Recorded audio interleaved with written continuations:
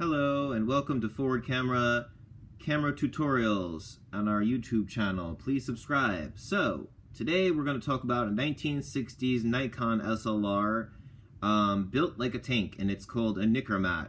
It takes fantastic photos and it is really heavy, but also really awesome. So let's talk about that. Basically, this camera is a fully manual camera, but it also has an internal light meter. So let's discuss how to use it. Basically, to advance a photo, we wind the camera, and every time we wind the camera, the top frame count changes so that we could see what number photo we're on. We press the shutter down and you hear that the shutter clicks. That means that we took a photograph. And again, we wind it to the next one, right? But there's a lot more to it than that.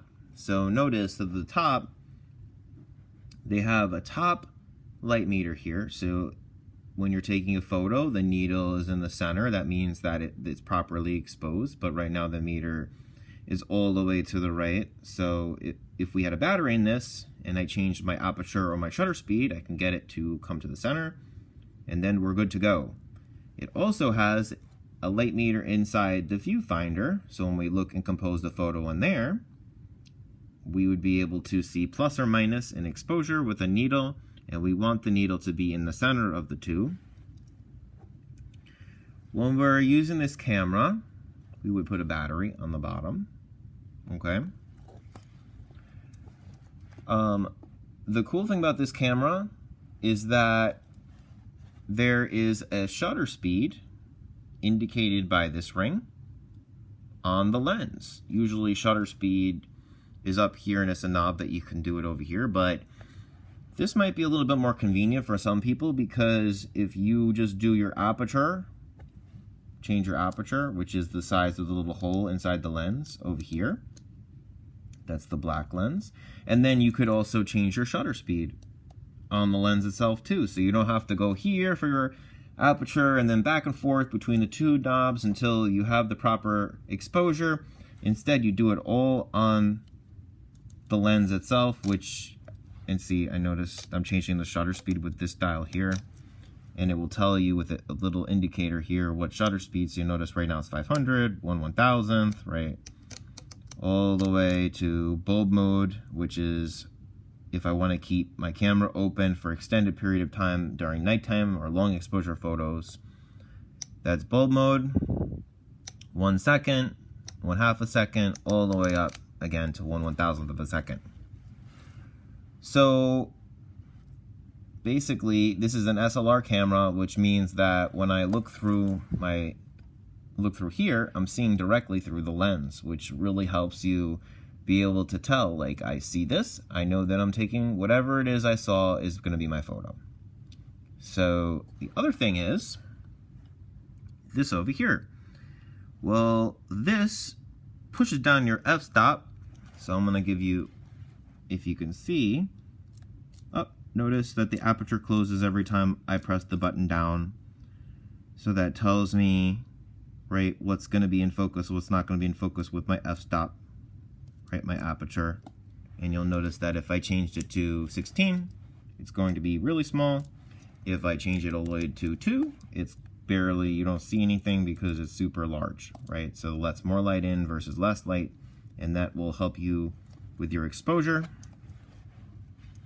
So again, right, for those of us are not as familiar, you change your aperture, and the aperture has a lot to do with what's in focus, right? So if you want everything in focus, including your background, you're going to do 16. However, it's small, so it's going to let less light in, and that means that your camera is going to need to stay open longer to get more light in. So it depends what your combination. One other thing, so we wind it for an example. It has a self timer, so you could set it up on a tripod, and then you want to take a photo of you and your friends. You push this down and then you press the button, listen for it, and when it clicks, that means it took your photo, or the photo, whatever it is you're taking. See? Well, we also need to turn the light meter on too. So again, you don't have to use a light meter with this camera.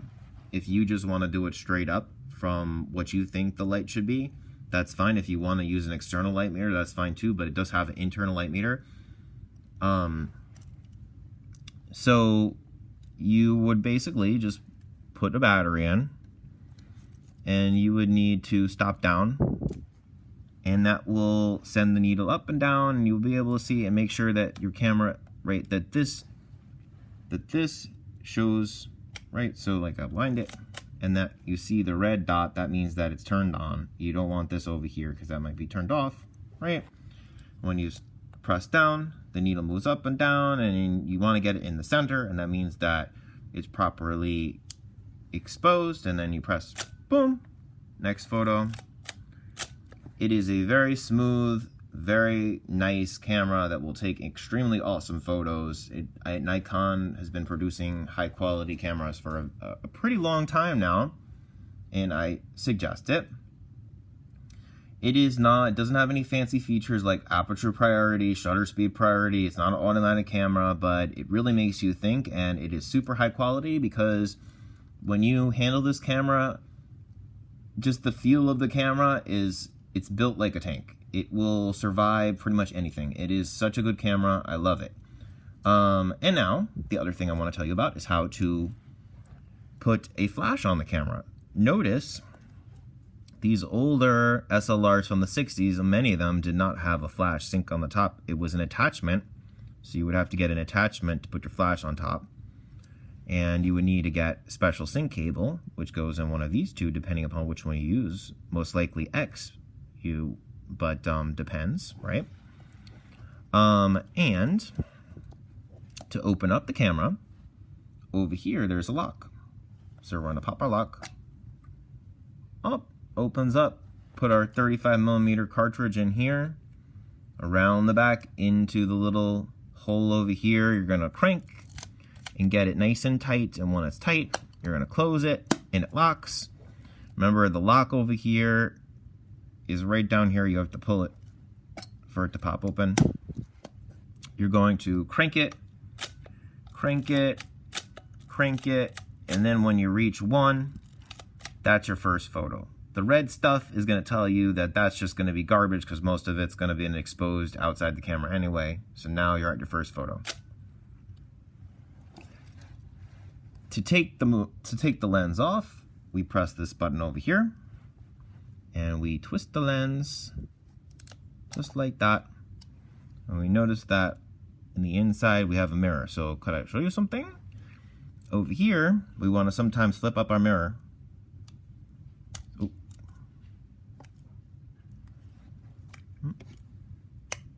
So we push down this lever here, and you notice that our mirror flips up, and that's for certain circumstances where and by the way, if that's like that, you're not going to be able to see through the lens or the camera because the mirror's flipped up. So if you get a camera for whatever reason that's flipped up, don't think, oh no, my camera's broken. No, that's not the case.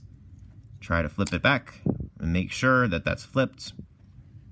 And the other thing I want to tell you is that when you're attaching lenses, you must have this little metallic part. The older Nikon lenses work very well. It's an F mount. Nikon uses the F mount for practically forever, and that's one of the cool things about Nikon, is that you could still use F mount, but that's besides the point. These two need to be aligned, and if it's not aligned properly, so when you're placing your lens on, if these two are not aligned properly, then all your shutter speed, everything's going to be wrong, and you're not going to know what you're doing. So this little bar has to go in there. If it's not going to work, and then you click it back, because notice when I change my aperture, it tells the camera what aperture you are for your exposure, and that if that's off the track, you're going to be all messed up with your exposure, and that will not be good. When you want to rewind film, what are you going to do? Oh, I'm done with all my photos. What do? Oh, I press this button on the bottom over here, and then I'm going to wind it using the winding lever with the arrows. Wind, wind, wind, wind, wind, all the way, bam, everything's in there. You'll feel no tension. You're ready to take your film out. you press the little lock, opens up, bam, take it out by unlocking it, close it back up, you're ready to go shoot some more. One other thing that you really need to know is that every film has different speeds, and so you need to change your film speed over here. So this little metal part will move, and to do that, I'm trying to remember how to get there. You move it right to the correct ASA speed. Okay, so you're gonna make sure that that moves properly. I know that there's a little release here somewhere. I'm not entirely sure where it was. There's a way of releasing it. Again, if you buy this camera, I would send a manual for this part. But make sure your ASA speed is proper for your film. Well, thank you for watching. Please follow our YouTube channel. Please come and check out our Etsy shop. Also, follow us on Instagram and Twitter. Thank you so much, and we'll see you next time. Take care. Bye-bye.